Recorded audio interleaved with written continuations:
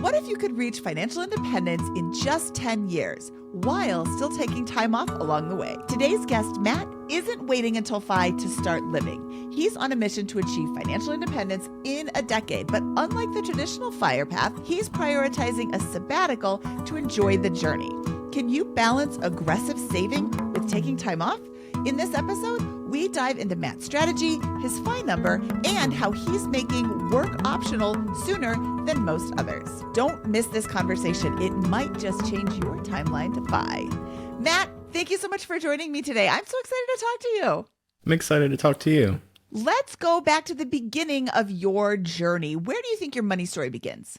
Yeah, I would say probably when I met my wife. When we had met, was probably a little bit on the more spendy side of the equation, and she was more of the saver. So, that was kind of maybe where we started our money journey and kind of learning some of her tactics and that sort of thing. So it sounds like this whole idea was your wife's idea. How did you feel when she first kind of shared this? Hey, maybe we shouldn't spend so much money. It was a little bit of a learning exercise, right? So it took kind of some give and take on both sides, right? So I kind of allowed her to be able to feel okay spending some more money on some things that we like to do. And then on the other side, she was like, hey, maybe we need to rein it in here and here, right? So that's really kind of where my money story started.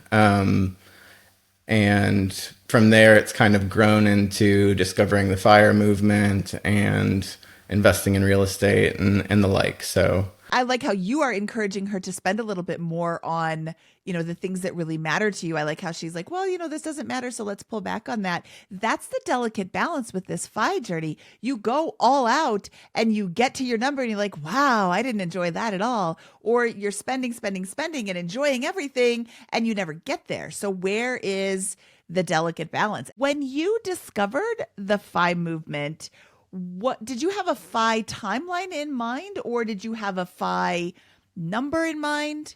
It's changed a lot since we kind of first started, right? So I discovered the FIRE movement like around, what was it, probably 2019 or so, I would say. So it's, been 6 years. At that time, it was mostly I wanted to get into real estate. I wanted to kind of get out of a job that I was working, pretty hard at.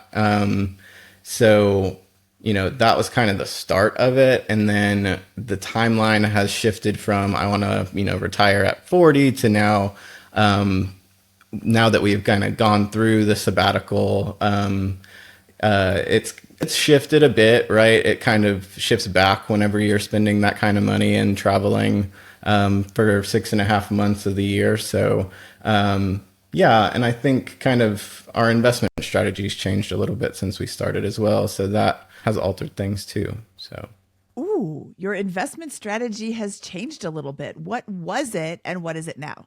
When we first started, I kind of, like I mentioned, was more into real estate, and that eventually kind of led me down the STR or short-term rental rabbit hole a bit. So we ended up purchasing a property in the Smokies, have since sold it, and are primarily in S&P 500 indexes at the moment.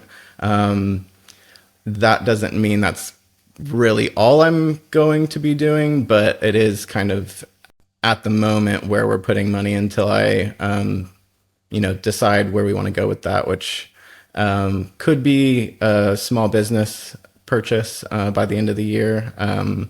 And I'm kind of looking into that now. What was your career in 2019? I was in public accounting. I still am, just in a different company. But that was more of an external audit type role with a Big Four firm. Okay. And what was your yearly income when you first started your FI journey? Me and my wife were both pretty close to 100,000 pre-tax at that point. Each. That's a good starting point. It's a good starting point. That sounds so condescending. That's a great starting point. 200,000, yay. Right. And do you have an idea of how much you were saving before you started down this path to financial independence, and then what your goal to save was after you decided to pursue financial independence? I could not tell you probably before the FI kind of before I discovered FI, right? So it does get thrown off. We did move overseas with our jobs and take a very big pay cut, so we were saving nothing for probably the 2 years prior to discovering FI. When we moved back to the US and started making what we were making, so that nearly 100,000 each, that's kind of when we started looking into like a budget and like what part of that needs to go into investments and things like that. So I would say we were probably, I would want to say probably 20-ish% at that point of what we were taking home. So, and that's not inclusive of contributing to 401ks. Okay. And would you categorize the place that you live to be a low cost of living area, medium cost, or high cost? I would say low. We're in Dallas, Texas, so Okay. property taxes are high, but you know everything else is pretty reasonable, I'd say. But there's no state income tax, so, and other taxes. I mean, there Texas has taxes, just Yeah. not income taxes. Okay, let's talk about investments. You were in real estate and now you're mainly in S&P 500 index funds. Do you have any interest in going back into real estate? I do, yeah. So I think it's probably a down the line thing for me. I'm particularly, so me and my wife like to travel a lot, right? So I really kind of gravitate towards the hospitality side of real estate. So that's kind of where we ended up with the STR and that sort of thing. I do also like the commercial mathematics that are involved with like boutique hotels, being able to take something over, kind of revamp that and like build up your cash flow so that that kind of drives the value of your business rather than the market. I mean, the market plays a role, right? But generally you can kind of have that, I guess, control over cash flow, so that in itself, you know, builds into your value of your business. So I've liked the mathematics there, so I really want to get into that space. It didn't really make sense for me at this point in time. We just had our first daughter, so she is now 8 months old. So I just don't think that I can really afford to be traveling to a vacation spot to, you know, renovate a hotel or motel at this point in time. So yeah, eventually is the answer, short answer. I like that decision. I want to do this, but now is not the right time in my life, because you could buy it and go absolutely bonkers trying to rehab it while also having an 8-month-old daughter and wanting to spend time with her and still doing your job and I like that you're taking a step back and like, that'll be for me in the future. Now, you had mentioned buying a small business. Is that the boutique hotel, or is there another type of business that you're thinking about buying? No, I'm looking into smaller online type SaaS businesses, something that I can easily kind of do in my spare time. It's not brick and mortar. I don't need to worry about being there in person. I don't need to worry about if, you know, an employee calls in sick or anything like that, because I am working my other job. It's not something that I was interested in at the moment. So I am looking at something that I can kind of do on my own time, generally runs itself, is something that isn't product related, that I'm going to have to worry about where I'm sourcing that. You know, if there's any sort of product, you know, issues, like trying to fix that with like a manufacturer, I want something that's easily fixable, like a software, right? Something I can easily work with. So that was kind of the thinking behind it. It's more so something that, if anything, it's not really factored into necessarily my timeline. It's more of a piece of fuel for me to maybe get somewhere faster with the cash flow that it would spit off. So Okay, and you said a SaaS business. That's SaaS, or software as a service, for those listeners who may not be familiar with this phrase. Let's get back to your investments and talk about net worth. What is your current net worth and where is it stored? It was actually a surprise to me preparing for this. I just crossed 1 million in net worth together with my wife, so that was kind of fun and surprising. So yeah, and a lot of that is, I guess, a lot. Let's say we have about 400 in 401k.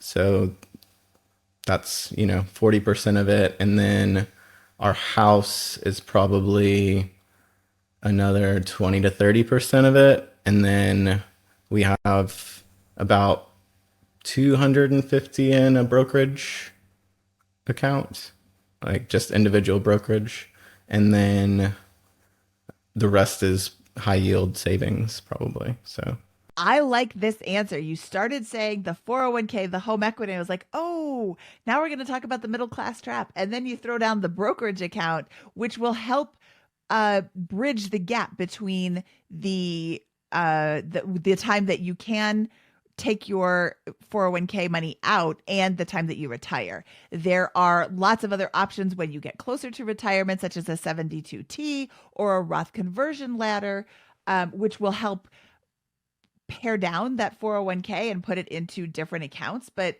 the way that you're earning right now, I don't see any reason to do anything like that. I would just caution you to keep an eye on the accounts that you can access later on down, like before 59 and a half. You can, of course, you can access your 401k, but you have to pay a penalty. And I don't really like paying penalties, so I don't want to do that. I want to have multiple, we've already talked about buckets, multiple buckets to pull from.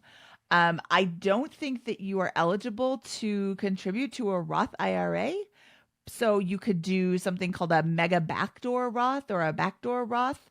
The only thing I know about that is the name. So I'm going to give you a little bit of homework to do. The Mad Scientist has an amazing article on the backdoor Roth, the mega backdoor Roth, and also on accessing your retirement accounts early. So those are articles I want you to read just to keep in the back of your mind. You're doing great. Like, I feel like I didn't say that enough. You're doing awesome because you have money in the traditional 401k that reduces your taxable income. You have money in your home equity, which is great. You have money in a brokerage account, and then also some high yield savings account should you find yourself in a little bit of a snafu. I really like the way that you've broken that out. Would you say you're about halfway through your FI journey right now? probably about a third. How far into your journey were you when you took this sabbatical? Probably a little bit less than that, maybe a quarter of the way through. So we started that sabbatical, I want to say it was December 2023, and we came back June of 2020. Well, that's wrong. 2022, came back June of 2023. So we've been back now for about a year and a half or two. And what did you do on your sabbatical? We traveled a lot of a lot of different places. We mostly stuck to Asia. So we were traveling through Japan, Thailand, Vietnam, Cambodia, Malaysia, Singapore, a few others. And then at the back end, we visited some friends in Europe. So mostly traveling. We didn't really stay at home very much. So it was a large budgeting exercise. It did take some cash that we were going to use for investments, and we decided to kind of invest in this instead. How did you pay for it? Because you're a quarter of the way into your FI journey. I know that Southeast Asia is supposed to be far less expensive than living in America, but then you tacked on Europe at the end, and I've heard it's much more expensive than living in America. How did you fund this whole trip? Those buckets that we had mentioned earlier, right? One of those is investments. At the time, I wasn't, taking that money and dumping it into like S&P 500 indexes or anything like that. So it was more so set aside for potentially another short-term rental. So it was sitting in a high yield savings account. And then I think, basically once we made the decision, we just decided that we would take that instead of buying another short-term rental, we would use it towards that sabbatical. So did you plan on a 6-month sabbatical, or is that just how it happened? we planned on it. Yeah. So we had to basically go to our employers, ask for the time and say like, we're going to come back on this day. Mine was skeptical that I was coming back, but they were happy that I did. So, and I'm still there. So shout out to them for letting me do that. How did it feel going back to work after that sabbatical? It was good, I think. I mean, like it's good to kind of have the structure of, getting back into that work. I don't think I think I felt good kind of coming back, I guess is the short answer. It's just, traveling for 6 months, it's a lot. And, being able to kind of be back and kind of get back into the groove of things with work and, do something a little different for a little bit. I didn't mind at all. Well, that's great. I know. I think that's wonderful. I've talked to people who have been on a sabbatical. They're like, yeah, I just quit afterwards. I didn't want to go back at all. Right. And like I said, I think that's what my coworkers thought I was going to do. So So, how would you say financial independence and the pursuit of fire changes your perception of work and life? I like that question. I think financial independence it's kind of a creative exercise in my opinion. I know it's math, but like I think you can be creative with how you go about it. Um, I think as it relates to work, you said work and life, right? I think as it relates to work, to me, it made me realize that work is more of a tool. Like you don't necessarily have to love what you do as long as you're using that tool in a manner that you are doing something that you love to do. And so for us, it's, you know, creating a life that, is fun for us, being able to travel, being able to spend summers with our kid whenever she's a little older, right? So like, and the same kind of thing applies to, like, because it's a tool, right? Like sometimes in that timeline, you might not have the right tool. So you might need to be switching jobs in order to maybe have more freedom or flexibility, or, maybe earn more to kind of reach your goals. So I think in that manner, it kind of made me think of work a lot differently. As far as life goes, I think similar, for someone who's going down this FI journey, you kind of start at the back end and work your way backwards. Like, what do I need to do to get to that end goal? I think it kind of is the same with life, right? Like, what do you want to accomplish? What are you prioritizing in life? And like, what do you want to make happen in the next, 5 to 10 years? And plan it out instead of just saying, one day I'll do that, right? So, yeah, I think that's kind of my answer. Matt, thank you so much for your time today. This was a lot of fun. Is there anywhere people can find you online?